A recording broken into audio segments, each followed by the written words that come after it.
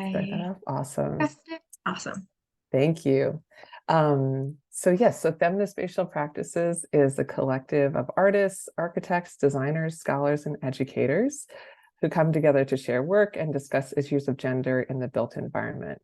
And we do virtual and in-person programming like this, and we are building an interactive online platform that will be a resource for learning about past and present feminist spatial practices around the world. So if you want to learn more about us, I'm going to drop some links in the chat where you can read more about the project or follow us. I'm just going to do that right now. And then because we are a scrappy grassroots organization that's just getting started, we're also doing a crowdfunding campaign to support our programming and to build our web platform. So if you are able, please consider supporting this project. I'm including a link in the chat also for the crowdfunding campaign. Okay, and then now for the reason that you're all here, Tatiana Bilbao. So as I'm sure you know, Tatiana Bilbao is the founder and principal of Tatiana Bilbao Studio, a Mexico City-based architecture studio founded in 2004. And the studio is multidisciplinary and works across a range of scales from research and exhibitions to affordable housing and urban planning. The projects are grounded in a thoughtful engagement with communities and place. The designs are developed through, in my opinion, inspiring experiments in drawing and model making, and the realized projects are both beautiful and socially impactful. An important dimension of this work is attention to issues of care and reproductive labor in resistance to capitalist and patriarchal regimes of exploitation, which weaves through the research projects, exhibitions, and housing designs. In short, Tatiana is exploring feminist issues through both conceptual projects and realized buildings, which is a rare achievement in this discipline. And we can't wait to hear about her speak about this work. Tatiana will present her work for about 25 minutes, and then I'll moderate a question and answer session. So I'll hand it over to the main event. Thank you, Tatiana, for joining Thank us. you, Bryony. For me, it's really a pleasure to join you. I think this is an incredible initiative, and I think it's vital. I will just kind of say a parenthesis before we start, because I really think that these feminist special practices need to be really kind of exposed, open, really, really important because there's the only way we could really kind of change history if we want and write it in a more democratic and equal way.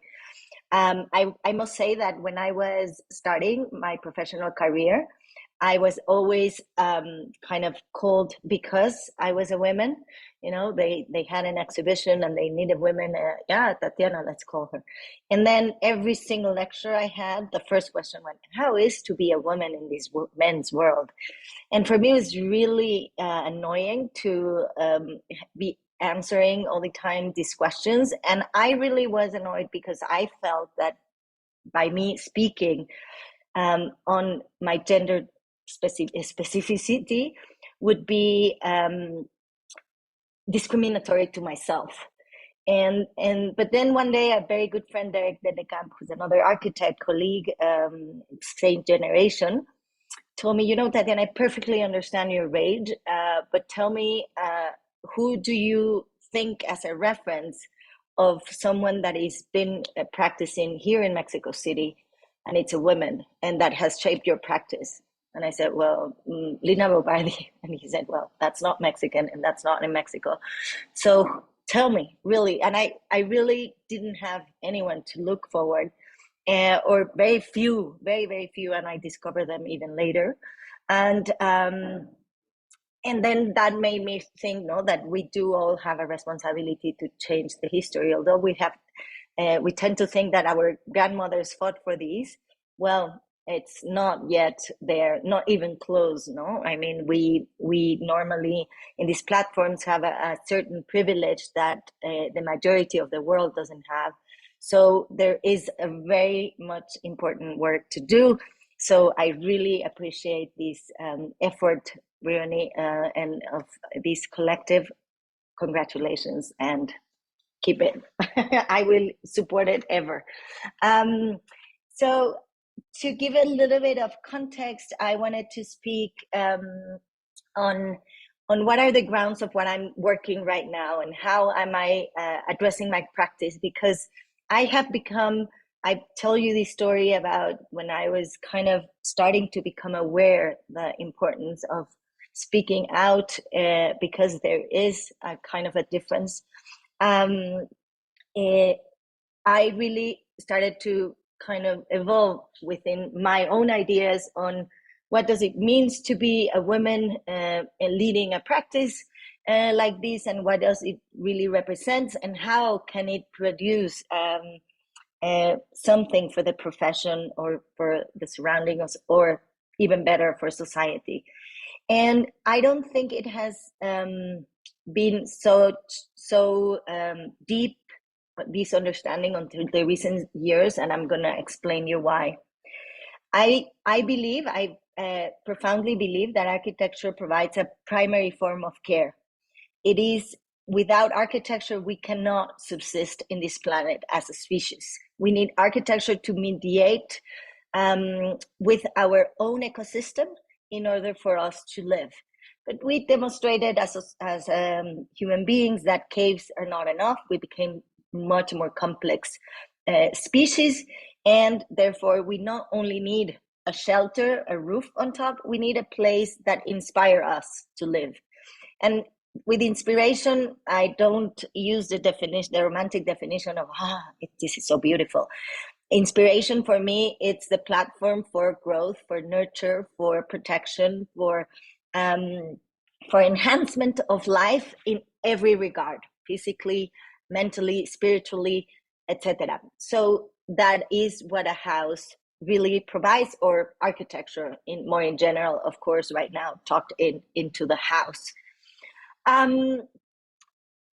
Fast forward history, I went to the caves to the industrial city. Not disregarding the rest of the history, but we have 25 minutes. And I think that I'm going to center here a little bit, because I think the basis of discrimination is the system in which we live today.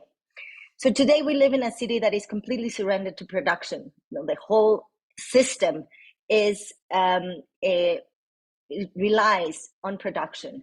And it's not only, and I really like the essay by Elisa Iturbe, Architecture and the Death of Carbon Modernity, in the log number, I think it's 37 or 47, that she curated. She did this introductory essay where she explains clearly how it's so difficult to achieve the elimination of carbon footprint, because it's not only that we need to change how we do the buildings, how we use the energy, is we need to change the form of the city, because the form of the city is the result of the use of carbon fossil energy sources. And I believe that this is to the extent of which how the city is built on. So the city is totally surrendered to the carbon form, which is based on the way we produce. And the way we produce today is what is defining every single aspect of our lives, but also every single architecture, every single layout of city, every single architecture. And therefore, I mean, it's very hard with this form, the same way that we want to achieve carbon-free construction. For me, the same way is as difficult to achieve equality. And equality of opportunities for everybody. This means eliminating discrimination. This, of course, includes gender discrimination, but many other forms of discrimination exist in this society in order for it to exist. It's needed. The capital system needs the exploitation of humans and resources to survive. And therefore, I mean, the system is embedded in the form of our cities. And what do we do? And I think that we have then, if we see it this way, a lot of things to do in order to transform the possibilities and to open paths to eliminate forms of discrimination. The house, the structure of the house is surrendered to the way we produce. And I'm going to go further into that. There are two things. The first one is that it's totally surrendered, and capital is just trying to perpetuate itself on it to engineer even more extensive forms of discrimination. But on the other hand, we are arriving to the point where we have reached the limit of many, many things. So definitely there is a necessary kind of change on premise, on paradigm, on how we, I would not say built, because this is not the imagination of the future, I hope, is reconstitute our existing built environment. These cities cannot be lived if we don't produce. But the irony comes when we understand that to produce, we need to exist first. And to exist, we need that labor that is called care.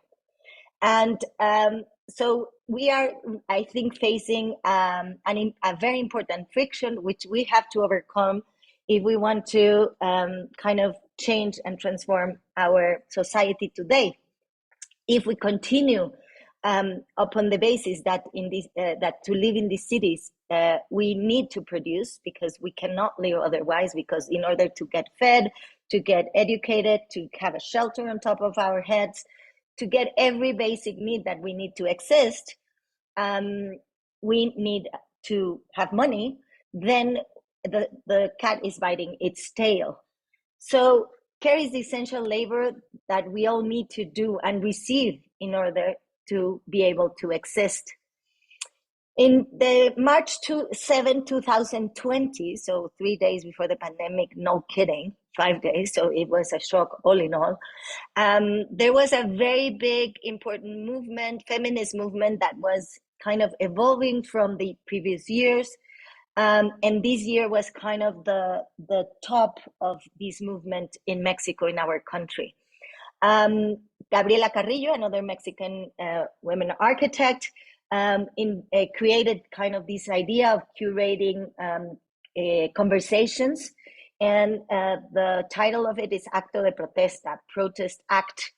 Instead of going out the streets, he thought the form of kind of revelation of protest in the feminist realm for us should be speaking about our practices. So she created this cycle of conferences that started exactly that day on March 7, 2020. And for this one, the first one, she invited 6 or 7 female architects, and we all needed to speak on our work. And I called her 3 days before. I said, Gabriela, what should I put together? And she said, just your work. And then I was going to Oaxaca. I had a long journey to Oaxaca because I was coming from far. I'm so thankful I had a long journey. And I was putting together my work, and I thought, yeah, perfect. I'm going to put my work on a feminist lens. So I'm going to explain all the projects that I've done to advance issues of gender inequalities and these things. And I started putting my work together, and I started founding projects, every other project that really couldn't hold any possibility, but really just reinforcing the patriarchal system.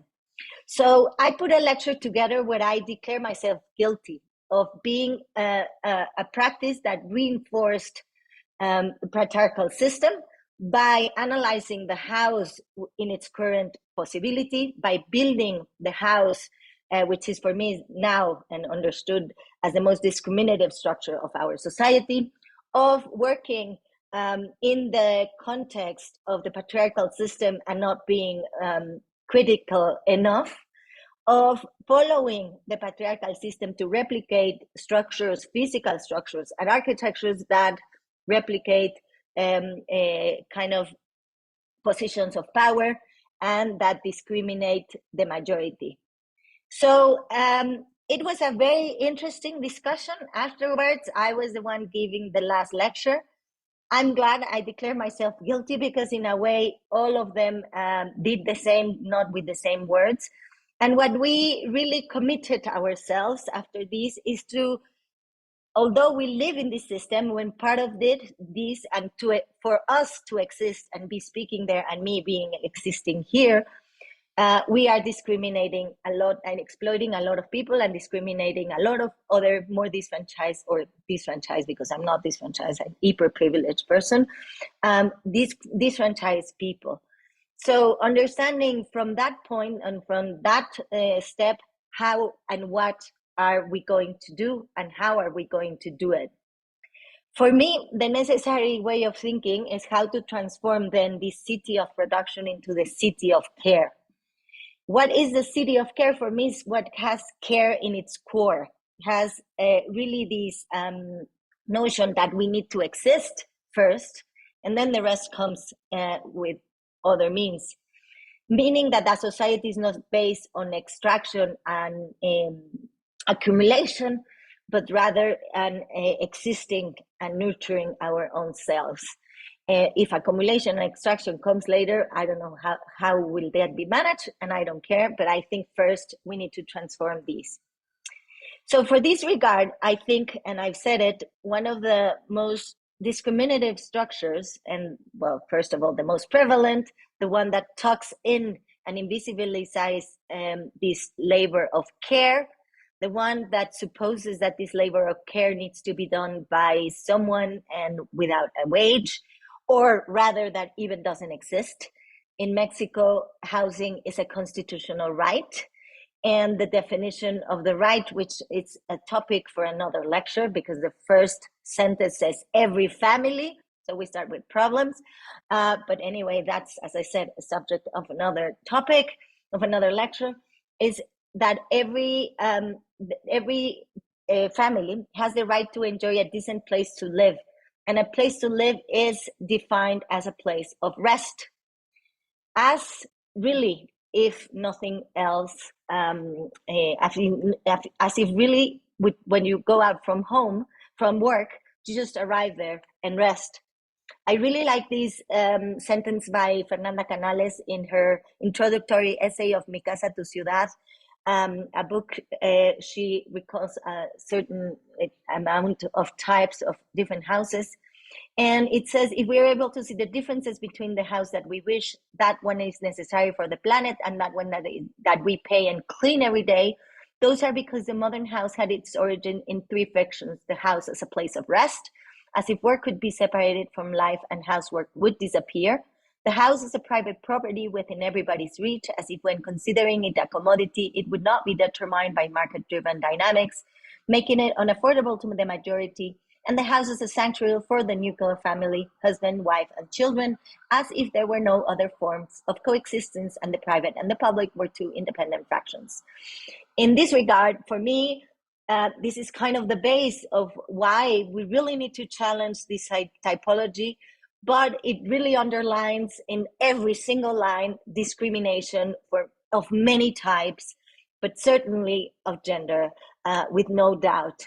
The lack of recognition of the labor of care means we won't achieve equality ever in life. So in order to transform and to change, we really need to talk about care. That's what I really believe. Care is an essential thing. We all need it to exist. And if we never put it in the forefront of our economies, of our cities, we are always going to discriminate someone. We need to put care on top of it. We are not able to influence that much the economy or the politics. Hopefully we should and we could.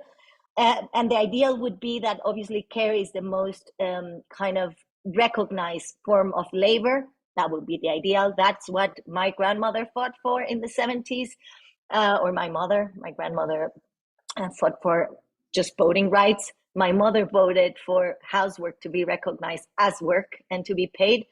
To today, I don't know where that happens. And I would say that for me is kind of the most important labor to be done.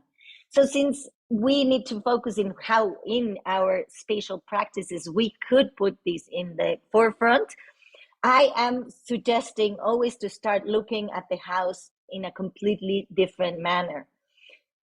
to have a vision of this place in many regards very differently. Of course, um, thinking in terms of gender, but also in terms of acceptance of diversity. So there are two very important forms of discrimination. The first one is the unrecognition of labor, and the second is the unrecognition of diverse forms of inhabitation. We do all need to sleep, but we don't all use the same type of furniture. Why do we need a bed, a double bed with a larger bedroom, which is even coded in our housing law in Mexico, that you need to sleep this way? So this means how socially you have to be arranged. What are kind of the majority of the people's social configuration is not accepted in this form of furniture. Also, another form of discrimination is that we have not understood that we not all have the luxury of having a space designed and specifically directed to a specific function. We don't all have the luxury of space. And as I said, we don't all use the same type of furnitures because they are all adapted to its own culture, cultural respect, social respect, but most importantly, and some importantly, environmental aspects. But the bedroom is not the only discriminated space. I would say the bathroom, although we all appreciate very, very much the technology that has allowed us to have clean water to some extent, to not the majority of the world, on the turn of a water faucet and a water closet, we all in the more urban areas appreciate that this is also, first of all, not a technology for all of us, and second of all, not something that we all have. But the most kind of for me profound topic is, when did we decide that we tucked in the most important physical form of care for our own body in spaces that could be designed without natural light, without natural ventilation, so we could not even see our own bodies correctly? When did we forget that this place could be the place for the most intimate relationships? But again, do we all have the luxury to have one space dedicated for that? Or do we need more? No?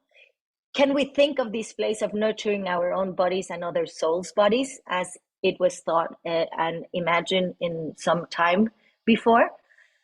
And of course, the kitchen. I mean, the kitchen is the most controversial space of all them all, because that's where all the labor is tucked in. I'm really sorry if I offend anyone, but I think that the idea of creating the kitchen in a hyper efficient way, I think it even kind of reinforces the notion of the direction of who needs to cook, how it needs to cook, and for me, it discriminates even more. It's not about making more efficient the kitchen and making it in a smaller space so you could make it faster and quicker. It is all about on really understanding that also there's not one single piece of furniture that could be universalized in order to create food. We don't feed ourselves and we don't nurture ourselves only from vitamins and proteins. We nurture ourselves from food that brings culture, flavor, brings history, brings love, brings care, brings conversations, brings hate, brings a lot of things into our bodies that are also necessary for us to nurture. So obviously these kitchens would not serve for that. But as I said, like kind of the most important topic, of course, in the kitchen is one that we be discussing a lot, which is why does someone have to cook for us? Yes, we do all have to eat, but we don't all have to cook. Then one day we decided that that kitchen, small functional kitchen, should be open to the living room, because this way would be more equal to the whole family. Now it's only a display, and it's diminishing the possibility of cooking anything in this kitchen rather than before. So this is why now we survive in smoothies and power drinks, because you cannot cook a salsa here or a mole, forget about it. We will not cook that on our house, because then you will smell for the rest of the month this mole, which at some point is not that nice. So we are not solving the problem, we're just reinforcing structures, and we are just killing the possibility of really understanding the kitchen in a completely different way. And this I learned when we did the reconstruction. We helped the reconstruction in 2017 of the earthquake in a little town called San Simón, El Alto, and these people really cannot imagine to have kitchens in their living rooms. They don't understand why would you do that. First of all, what I said is because the smell. Second of all, because the kitchen in cooking is a collective act. It's not done by men. It's women who do it anyway. I'm not saying here is kind of the solution in any regard, but doing it collectively creates a different possibility for many regards. First of all, that starts to put forward the notion of that this being a labor needs to be done shared by more, but also could and start in many regards to be a paid job. And a collective act, because this is the way we can nurture ourselves much better. So I would question, why do we need kitchens in our homes? But also, why do we all need to standardize a stove with that serves much more the industry of the appliances system than anything else? Because in Mexico, there's 67 different cultures, and none of them cook with the same apparatus, and a stove does not serve one of them. Also, eating is a collective act.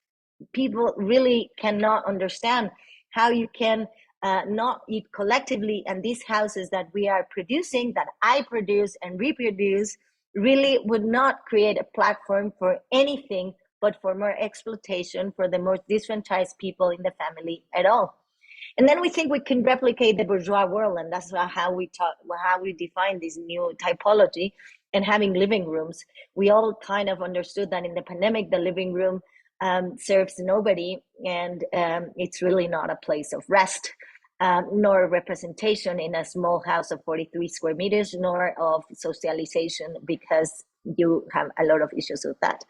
And then we can extend this kind of critique to every space of the house towards even kind of the garden. No, there is not a house it doesn't have a garden, but do we all have the possibility of having a garden? And never to say the pool. I mean, if you have a pool, you have arrived there. No, you have reached the top. Now, and the houses for cars. This also another topic for another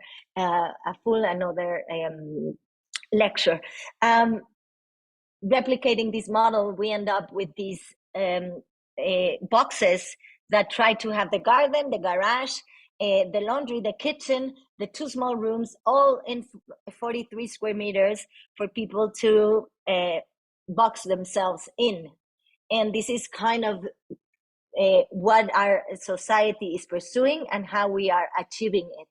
So for me, it's really truly urgent that we start changing the understanding of housing, influencing policy to change it. In Mexico, there's no way to make a space inhabitable if it doesn't have a kitchen. There's no way to making a house inhabitable by the law if it doesn't have all the 4 spaces that are described by the law. So a larger room for the parents, a smaller room for the kids. Hopefully they're the same sex and they don't grow and they remain from 3 years old to 12, because that's where they can fit the whole life. There's no place for doing a house without a shared kitchen or without a bathroom for any regard. And I would say there is really an intense necessity for us to question not only physical structures, but be able to understand how these physical structures are able to influence really policy, so we can transform and change the built environment to become a platform for anybody to exist on it with its own definition, with its own possibilities, in a collective way, to be able to care for each other. I will finish here and I will open the room for discussions. Thank you very much. Thank you so much, Tatiana. That was wonderful. There we go. Now we can see everybody. Yeah, and everybody feel free, if you're comfortable, to turn your video on. It's wonderful to see faces. So I'll moderate a conversation, and I have a couple of questions I can start with. But then if you have questions, please go ahead and use the raise hand function, and we would love to hear from all of you. Yeah, definitely the applause function too. Thank you for that. It was really wonderful to hear about your self-reflection and the kind of, self-analysis also of your role in the discipline, and the honesty that you have in addressing, the shortcomings also that we all have in our practices is extremely powerful. So yeah, I think there's so much that could be discussed here about the idea of the city of care, how to sort of change building typologies, or, urban forms as well. And I want to sort of ask you about another dimension of your practice that I find really inspiring, which is thinking about these care relationships in how you structure the process of a practice too. So the way that you kind of organize your own practice and the relationships of people within it, and then how you structure relationships with communities as well. So how you're sort of changing the culture of architecture practice by thinking about care through process too. So I'm wondering if you could share a little bit about that. Sure. So since the beginning, as I said, for me, it was not clear then, but it was always kind of, I went out of school and I thought, well, I probably learned nothing, and I don't know how to do anything. No, I didn't understand how I could start doing architecture, and I really felt very insecure. And then I realized it was not an insecurity; it was an inconformity. No, I learned architecture as a way to kind of compose beautiful geometries, to produce space that are proportioned, beautifully and colorful and compositionally very interesting. But for me, architecture has always been a primary form of care. So for me, those two things were not connecting, and I couldn't understand how to then do architecture. As I said, this was not clear the moment I started working professionally. This is clear now. It became clearer through the years. It's not that it just recently did. But I was always then kind of approaching things very, very differently. For me, the necessity of relying on the stories, on the people, to think of how to design were the basis of starting anything, any conversation. And I started thinking on how to kind of include the other to design their own spaces, how to provide voice to everybody. And then, therefore, I also encounter the problem with representation, which at the beginning I thought, again, I don't know how to draw. I don't know how to use any software, no, renders, these things, forget about it. I couldn't do anything. And I thought, well, I learned anything. The problem is that I was not interested.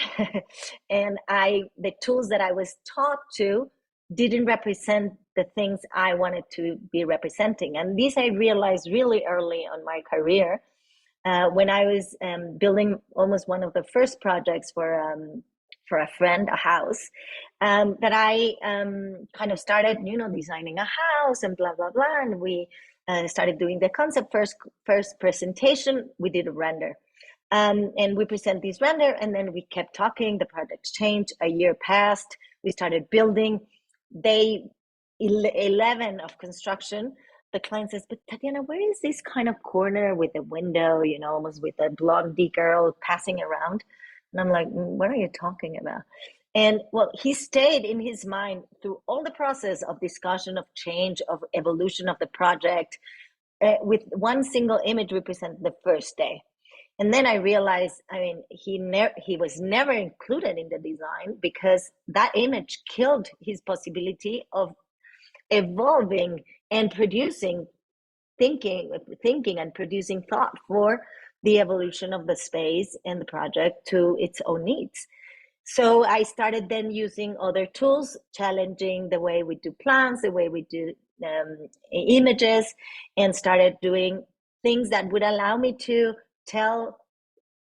create a conversation with others so they really can be included. I found, not so early in the process, but sometime later, that collage was as a good form. I don't know if we can say we do collages. Well, yeah, they're collages, but they have many forms, and they have forms of buildings. I believe that our buildings are collages. I believe our conversation are collages. I believe we are collages, no, as a team. And this is the philosophy in which we not only kind of represent. This is the way we design, we think, and we do. And in this way, I really can't understand architecture as an individual act. For me, it's a collective act. And it's not only about that is a collectivity that uses it, that it's very obvious, but for me, it's that collectivity that should define it. So there is an impossibility in many regards on what I'm talking, because it confronts to it the intrinsic definition of what architecture is, which is a very static thing, very determined, very colonizing. Architecture colonizes a space and determines and limits possibilities. No, with those are physical characteristics without putting anything on top of social, cultural, economical things on top. No, architecture is politics. It mediates between us and our environment, and it does all these things. So how to deal with those things with a very static condition of and this intrinsic nature of what architecture is, and the necessities and possibilities that this could give really become a platform to allow anybody to live on it. No, and so this has been our search through a collective nature of producing thought, being always in conversation internally. For sure, the team is a very horizontal form of working, but also always putting ourselves in conversation with others.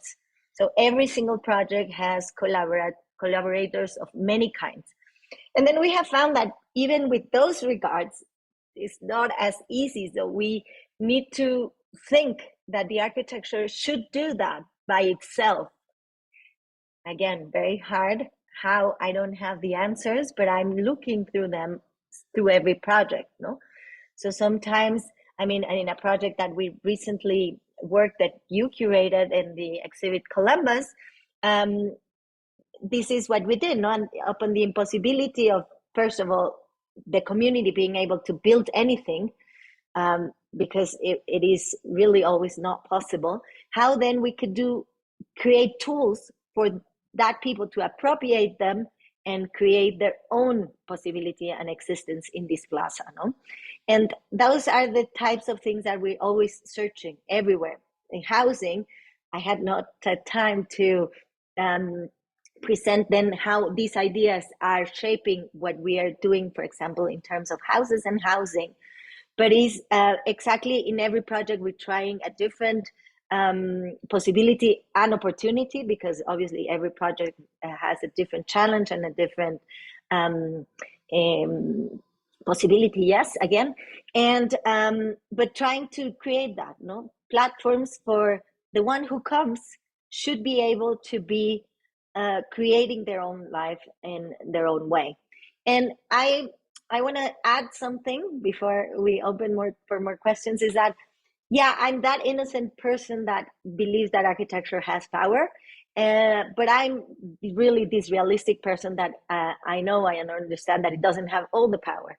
So architecture can put the platforms for those changes to happen, but it doesn't mean that it's going to happen. No, but right now, for example, to say collective care, to collectivize care right now cannot happen because we don't have the spaces for that. I tried in the pandemic in my own building. I thought, perfect, we had the perfect bubble. We have 6 units in the apartment building. We all have kids, we all have to work, but great, we're 6. Why not one day each of the units is in charge of all the care, and then the rest of the week we have it 1 day of rest, and the rest we can work, no? And then I started thinking, okay, where do we cook for 20 in my kitchen? No, 1.5 meters counter kitchen, not possible every day. I mean, we can do it one day, but not every day. Where do we put the children to school? In my living room? No, but then I have to work. How do I do it? Maybe the laundry. I could do. Maybe we can organize the laundry. Well, in my 8 kilos laundry machine, no. Ended up being, guys, I'm going to the supermarket. Anyone who needs anything? That was it. That was our collective cooperation. Whereas 2 years, we could really be able to become a collective entity of care with no questioning if we would have the space. Maybe after the pandemic, we would not have done it anymore. But as I said, it is a platform for change, but it has the power to ban and limit those possibilities of change for sure. Thank you for that. It was really powerful, and thinking about sort of all these different structures for participation and dialogue and mutual support kind of at every scale of the practice, I think is really powerful and very, very rare to see that actually realized. Yeah, so great. We have some questions, and also encourage anyone else who has questions to raise your hand, and we'll sort of make a little queue.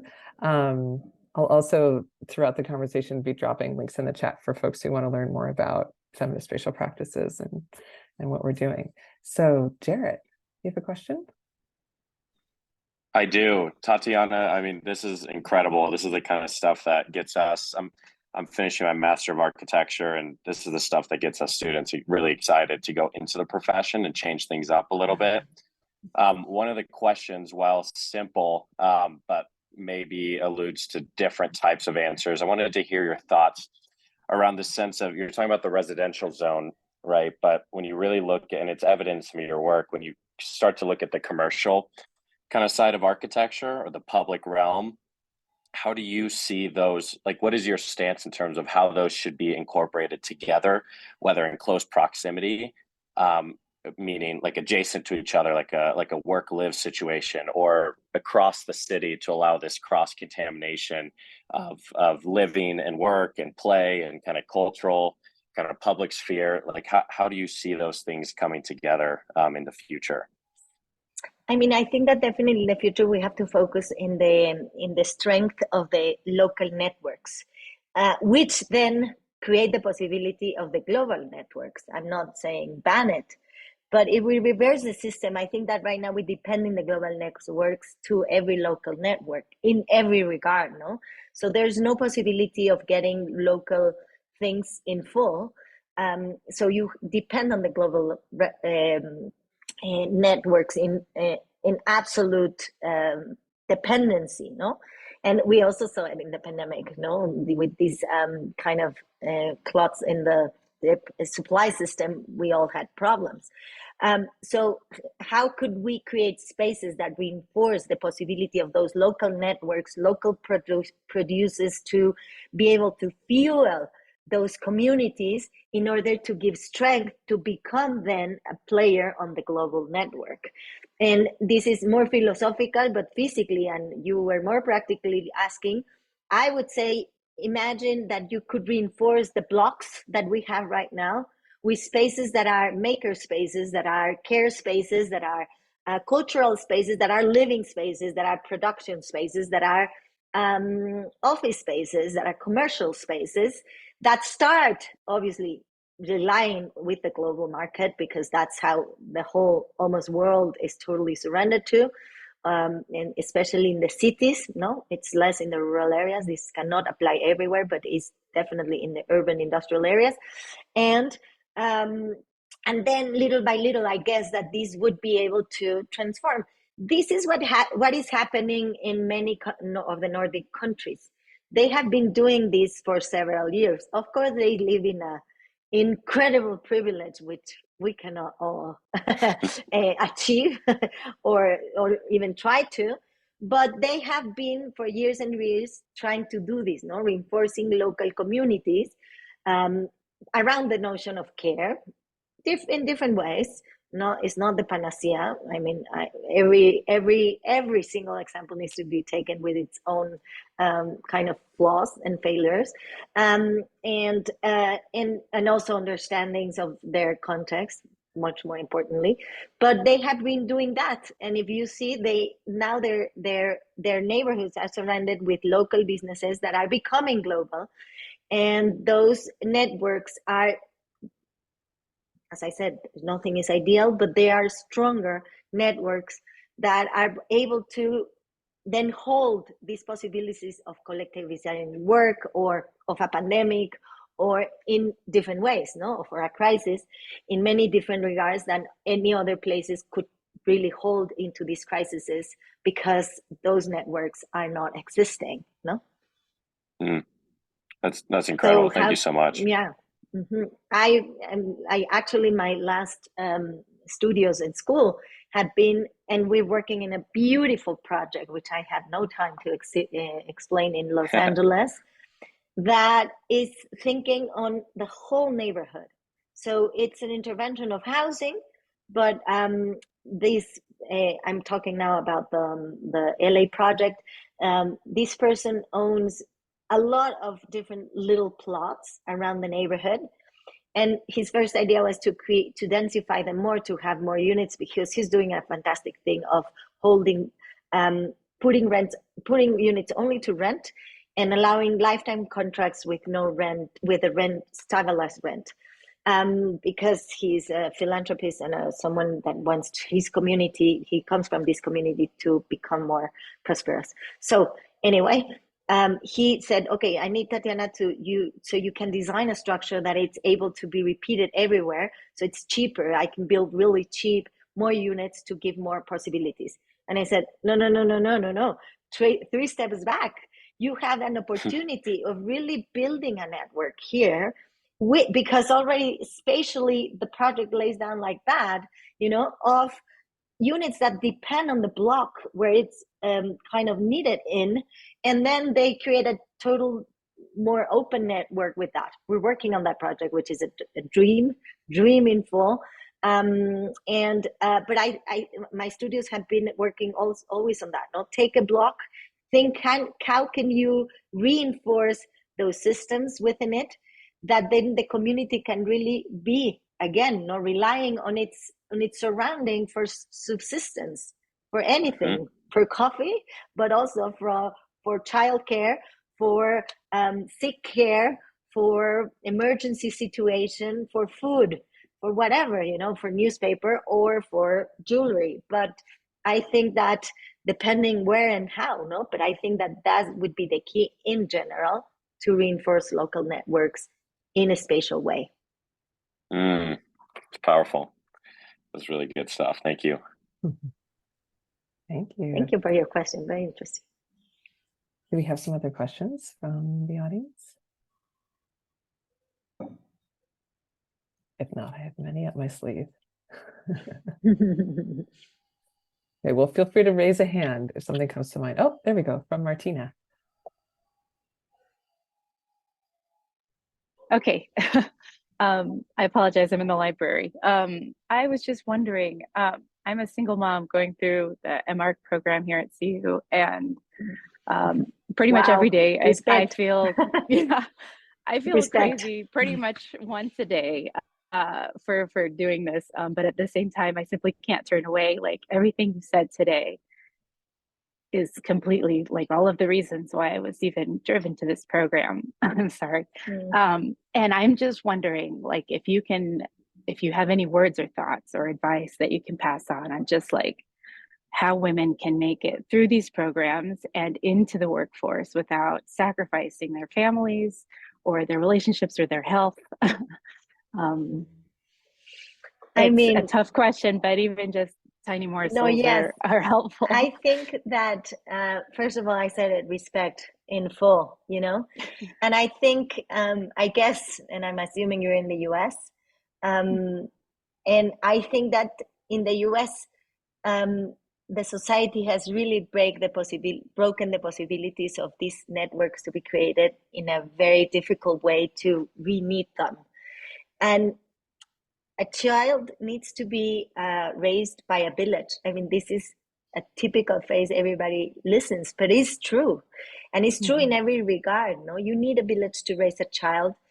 And the United States specifically has pursued kind of this model of the nuclear family and the responsibility of the children from the individual that have kind of gave them birth with, you know.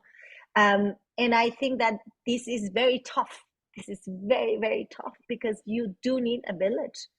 And everybody needs a village. It's not only you as a single mom. It's every children needs a village. What would be the most beneficial situation for a child? To be brought up by one individual that is dedicated in full to them, or by a collective that have different visions, different relationships, different ways of approaching education, different modes of being, different moods of every day, you know, different ways of playing. Children would definitely be more, that's my belief. No, I have 5. I have a belief that they really thrive much more if they're raised by a village. And this not only healthy for everybody, it's also necessary, I think.